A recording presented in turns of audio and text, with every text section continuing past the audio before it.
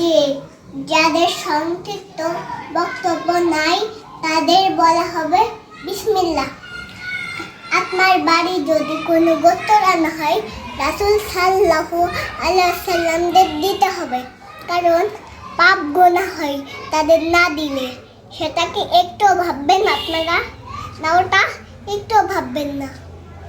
কাদের video করার উচ্চতা আছে, কাদের এরকম উচ্চতা নাই। আমার সংক্ষিপ্ত বক্তব্য সবাইকে সচেতন করি। কাজে সবাইকে আমরা একটু সংক্ষিপ্ত বক্তব্যের ভিতরে একজনকে আমরা দেখতে পাচ্ছি, তিনি আমার বক্তব্যতে ভিডিও করছেন।